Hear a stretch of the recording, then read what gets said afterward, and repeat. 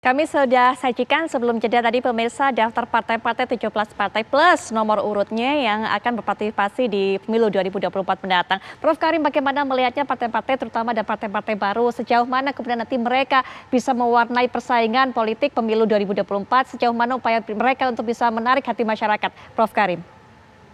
Ya, kita sepakat tadi konteksnya bahwa konsolidasi pemerintahan Jokowi itu sangat berhasil. Meskipun ada beberapa demo tapi tidak bisa menggoyang politik istana. Satu-satunya kekuatan yang bisa menggoyang istana kan hanya para prayoga ya. Nah, kemudian saya punya catatan begini ya tentang nomor urut ini. Saya ingin menyampaikan moral appeal kepada KPU karena faktanya 4 kali kita melakukan pemilihan umum secara langsung, keempat-empatnya itu berujung di sidang Mahkamah Konstitusi. Ini tidak salah, ini halal tapi tidak baik. Kenapa saya katakan halal tidak baik berperkara di Mahkamah Konstitusi untuk hasil pemilu?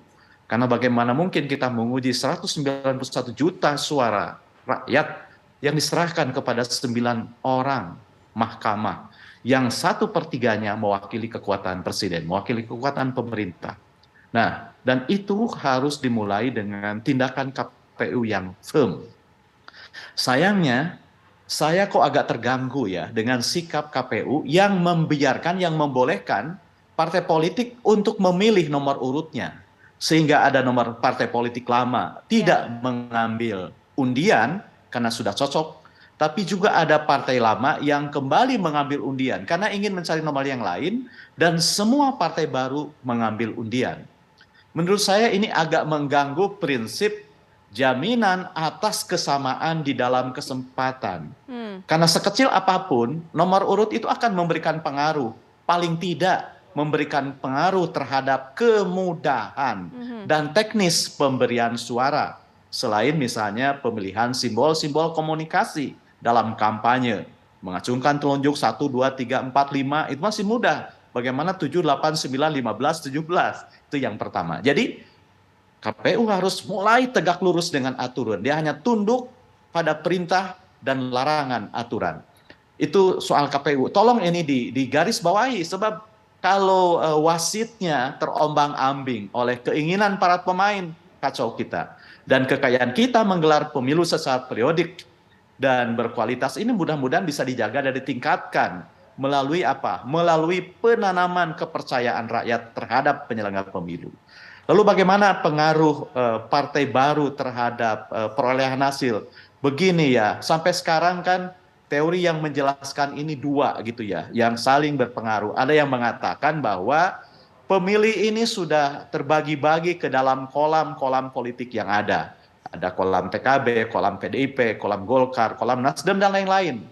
Nah, sehingga ketika ikan di kolam ini tetap berada. Sehingga kalau misalnya caleg berpindah dari satu partai ke partai lain, meskipun dia favorit dan menang terus di partai yang besar itu, ketika pindah ke partai baru, dia tidak menang juga gitu. Itu yang pertama. Yang kedua ada melihatnya dari sisi ideologis. Karena partai politik di Indonesia itu tidak memiliki preferensi ideologis yang kuat, dan rakyat tidak memiliki partisan yang luar biasa, maka sesungguhnya partai lama dan baru itu hanya tanda. Nah, tetapi kita melihat faktanya bahwa meskipun dua-dua teori ini saling bersaing, tetapi kita melihat fakta bahwa pergeseran kekuatan itu tidak selalu jauh-jauh amat gitu ya.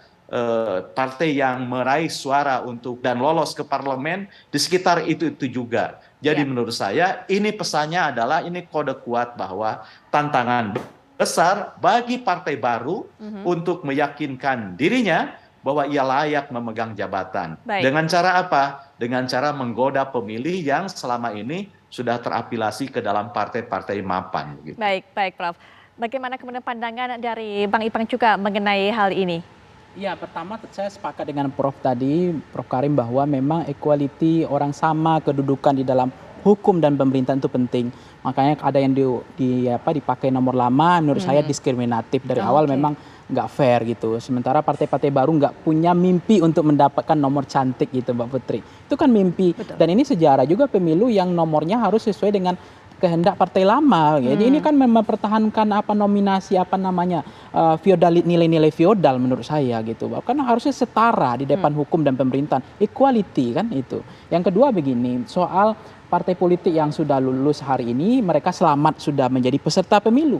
Tapi tidak mudah memang bagi mereka untuk lulus sebagai partai yang di parlemen. Ada kemungkinan mereka menjadi partai non-parlemen. Nah itulah yang kemudian karena pemilu kita proporsional terbuka, kemudian pemilu kita kalendernya serentak, bertumpu kepada kekuatan figur kandidat, center of kandidat, itu adalah kelemahan kalender pemilu serentak.